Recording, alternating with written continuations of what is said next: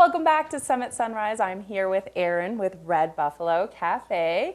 And Erin, tell us, the viewers, just a little overview of Red Buffalo. Well, at Red Buffalo, we're just a quarter mile north of the I-70 Silverthorne interstate exit, and it's so central to anything you want to do in Silverthorne. If you're headed north to Steamboat, if you're catching the Summit Stage, or right across the street from the transfer station, or if you're going to Rainbow Park, the Silverthorne factory outlets, the rec center, you have an event at the pavilion, anything you want to do in Silverthorne, we are so perfect to start your day or end your day. We have free wireless internet, we have the front and the back patios, which if it's not snowing, it's wonderful. Even if it is, I guess if you're dressed warmly enough, it's nice too. But at Red Buffalo, we really adhere to our three pillars, and that is our commitment to excellence in specialty coffee, fostering community development, and being a steward of our environment. And so all those three things, you can come in and really get a sense of what our business is. Yeah, and if you're checking out all the sales, you know, the factory stores are right there. You can walk along the bike path. Yes, you can. And reach you. Absolutely, and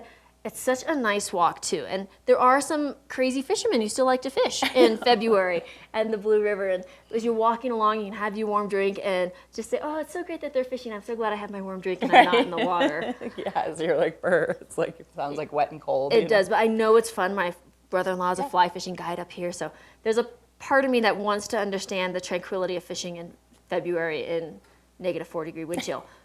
I haven't gotten there yet, but I want to see that that's fun for a lot of people. Yeah. But we love just to have people come in and feel what Silverthorne's about, to get a sense of who the people are, what it's like here. Just come sit, relax. We got our library book sale, which are great deals. We raise over $3,000 a year for the Summit County Libraries. Wow, that's a lot just on that sale. That's just on the book sale there. So we really like to be a part of so many different aspects of our community. That's really cool. So tell us a little bit, you guys really focus on quality with your products, especially not only are your baristas like absolutely amazing, but the quality of your coffee. So tell us a little about this. Today I just brought our Vienna. It's a blended coffee. It's got some Peruvian, some Guatemalan, and some Mexican in it, and it's been roasted on the darker side.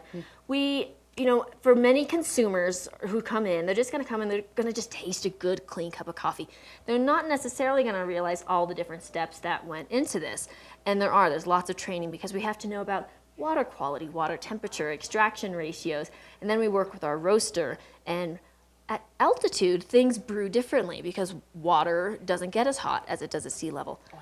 All of these things we take into account when we're brewing and making, and I think it really shows in the quality of the drink that you're going to get. You don't necessarily see all the back steps and all the tasting that goes into each cup behind the scenes, all the weighing, we have ratios that you want to respect. So we spend a couple minutes every single day, every shots of espresso, we re-weigh the grams. Wow. And that's what you mentioned was really clean and paying attention to those details. Yes. And with this cup of coffee here, you don't even need sugar. You don't need cream. It is black, and it already has that beautiful taste that you can taste in your mouth. It does, and I think we get a little nervous with black coffee or straight espresso, but when it's done right, you don't necessarily need it. I mean, it is a huge difference. It is, and sometimes near the end when my cup starts to get a little cold, then I'll add some cream and sugar to bring it back to life, so to speak. But and just not just coffee, but we have some really good fun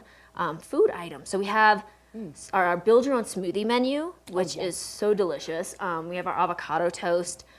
Pastries. We have bagels that are delivered fresh every day from Diane's Mountain Bagels. Oh, yum. We try to keep things as Colorado business local when we can. It's an 80 by 80 rule. 80% of our products come from companies within an 80-mile radius.